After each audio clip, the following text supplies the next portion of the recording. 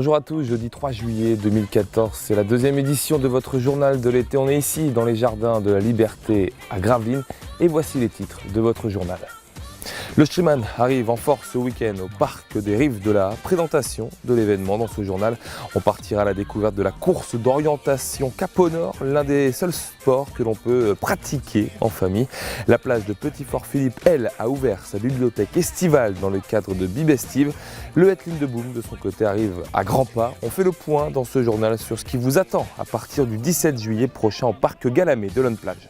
On ira également au musée de l'Estampe, y découvrir Françoise Petrovic et son exposition Après les Jeux. On terminera ce journal avec du mystère. Vous découvrirez la véritable histoire de la maison du pendu au Clipon. Et on démarque donc ce journal avec le Striemann. Le Striemann, c'est le plus grand triathlon au nord de Paris qui se déroule ce week-end à Gravelines. Et les Gravelinois, eux, ont des envies de performance dans les différentes catégories de cet événement. Réservez votre samedi et dimanche au parc des Rives de la Haye. Les places vont valoir cher pour observer les triathlètes s'affronter sur des distances impossibles en natation, en vélo et en course à pied, car ce week-end, c'est le Striemann. Et il a été présenté ce mercredi, la troisième année de suite qu'il se déroule à Gravelines, et le Striemann compte bien s'y installer. On veut vraiment que le Striemann reste sur Gravelines, que ce soit une épreuve gravelinoise à 100%. Ils seront quand même 102 bénévoles du club mobilisés dans l'organisation pour veiller au bon déroulement du Striemann et de ses différentes courses. Et pour cette édition 2014, les Gravelinois présents sur les courses peuvent prétendre à quelque chose. Je compte beaucoup sur nos Gravelinois, surtout sur Guillaume Hennemann, pour avoir un résultat à la hauteur de toutes les espérances que tout le club font dans lui.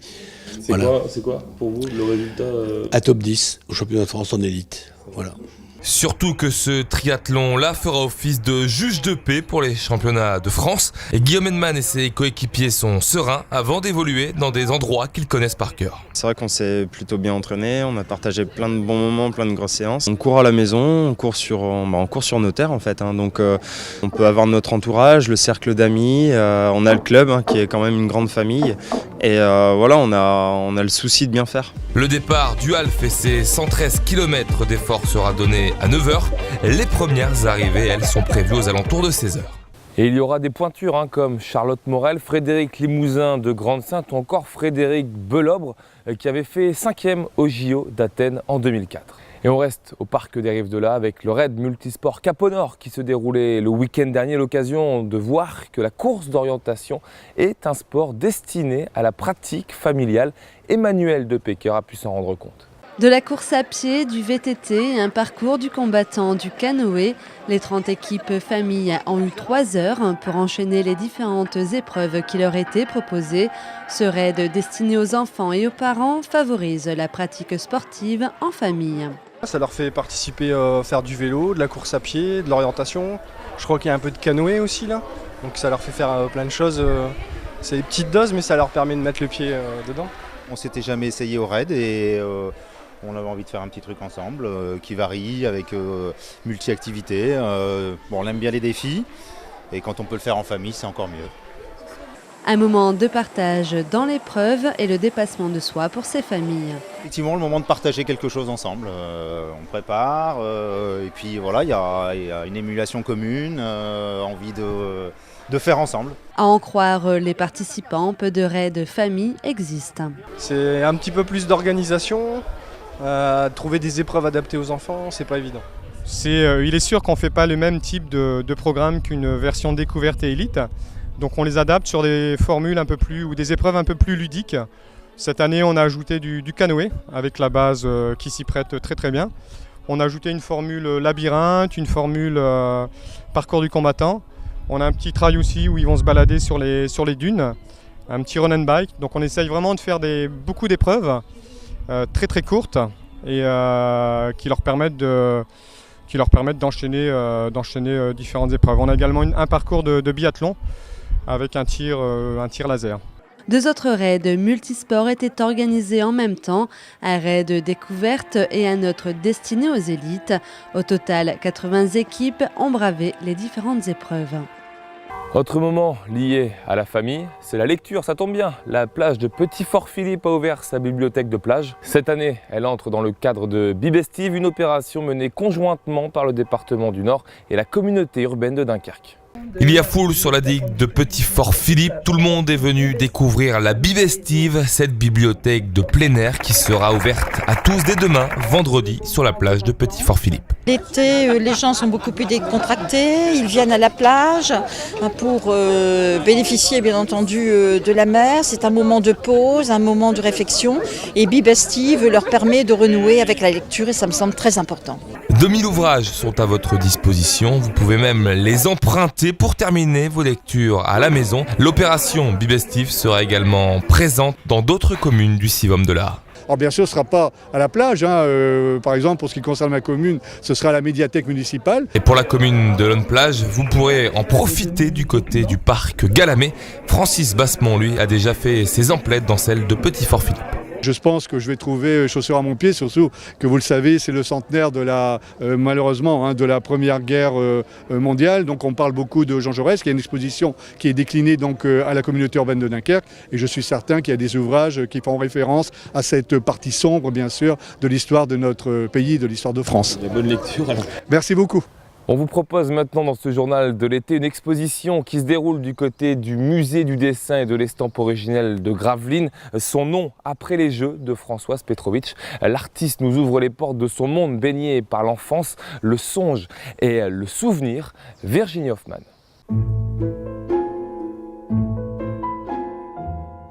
Des jeunes filles en pleine mutation dans un univers où règne l'humain et l'animal.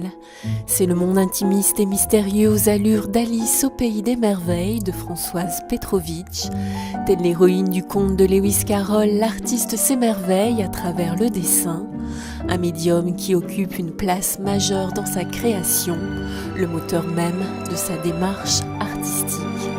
Le dessin est très important pour moi parce que c'est un médium qui a une très grande liberté et qui permet un déploiement dans toutes les échelles. On en a un petit peu l'illustration ici finalement avec ce grand dessin mural qui est fait à main levée, libre et qui est à l'échelle du lieu. Un dessin fait au pinceau avec une fluidité comme ça du pinceau qui se déroule sur les 20 mètres du mur.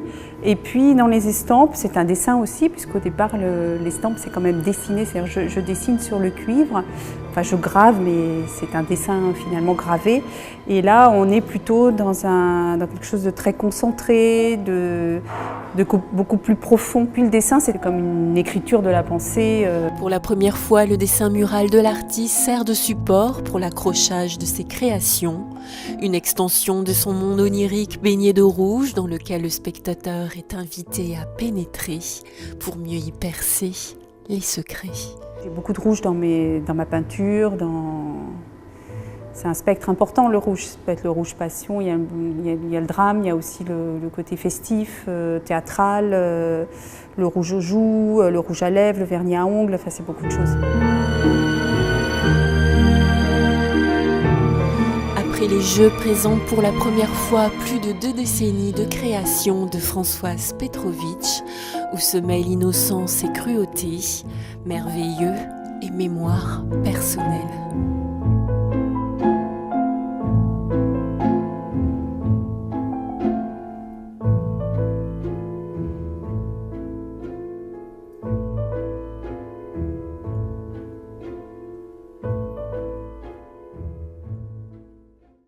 Et direction Lonne-Plage dans ce journal de l'été, on part au Het Lindeboom. Le premier festival de musique traditionnelle débute le 17 juillet prochain. 4 jours de festival au Parc Galamé avec de nombreux concerts, présentation de la programmation avec François Rossel, co-organisateur de l'événement. Faire un festival de musique traditionnelle, c'est faire un festival qui rassemble toutes les musiques, avec toujours cette idée de tradition et cette idée d'avoir des terroirs musicaux. Le jeudi, on va aller d'un groupe occitan, languedocien, qui s'appelle Doubartas, très joli chant de voix, pas mal d'énergie, pour aller en deuxième partie de soirée, un groupe qui s'appelle les Ramoneurs de Menhir, qui est un groupe de sonneurs à l'origine, mais qui va vers des influences punk, donc vraiment beaucoup de richesse. C'est également l'image du vendredi, où on va avoir un groupe qui s'appelle La Bergère, autour d'une voix, ciselé, et un groupe de Gouers avec des musiciens bretons de très grand talent, Barzaz, un groupe qui se refonde, qui n'avait plus tourné depuis 1995 et qui nous fait le plaisir de revenir se reformer pour ce festival. Alors c'est plein d'autres choses encore, hein, ce festival. C'est le samedi Alan Stivell qui vient, qui est un des fondateurs de la world music, une référence de musique traditionnelle, un groupe danois, Abadkuk, très festif, un groupe de chez nous, Duo des Bars, autour de Fabien Dubar et la Cornemuse, des découvertes musicales des musiques traditionnelles. Puis un dimanche à danser avec plein de groupes de bal formidables, des Cévennes, de Wallonie, de Flandre française. Vraiment un très très joli bal qui va nous mener tout le dimanche après-midi.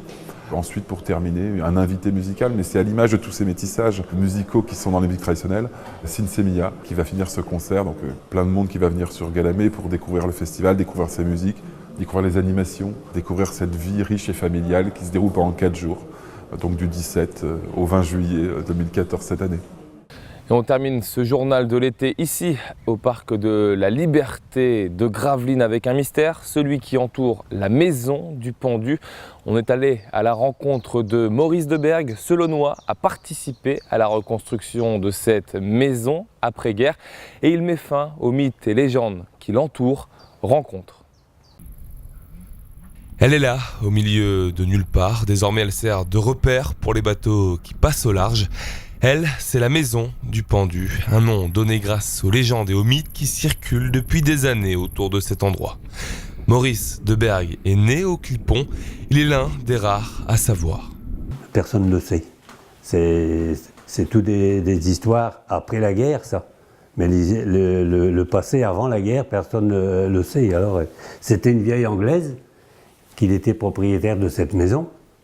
Et la maison, elle a été démolie pendant la guerre. Et après, ça a été reconstruit. Ça a été reconstruit par l'entreprise Meillet. Mais le patron, lui, il connaissait la propriétaire. C'était une Anglaise, mais elle voulait être reconstruite à l'emplacement où elle était. Il a d'ailleurs participé à la reconstruction après-guerre de cette maison dans les années 50. Bon, la maison elle était presque terminée, il n'y avait que le carrelage et l'escalier qui manquaient. Elle était presque habitable, hein, presque habitable. Et après, cette dame, elle est décédée. Donc après, la maison elle a été abandonnée comme ça par la suite. Hein.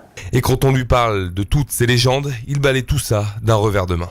C'est des bobards, il n'a pas eu de corde nulle part. Des gens qui disaient il a eu un pendu, mais le pendu, il a été pendu dans un blocos au Clipon. Dans un blocos, Jules Follet. Hein, c'est au moment que Jules Follet il a été pendu qu'ils avaient parlé de ça. Aujourd'hui, ce qui est sûr sur cette maison, c'est qu'elle reste le dernier vestige de la commune du Clipon. Voilà, c'est là-dessus que l'on referme ce journal. Sachez que vous pouvez retrouver l'ensemble des sujets diffusés ce soir sur Internet, sur le site www.deltatv.fr ou encore sur le Facebook de la chaîne. Dans quelques instants, vous avez rendez-vous avec Michel Viard et l'agenda de l'été pour connaître le programme de votre week-end. Belle soirée à vous sur notre chaîne.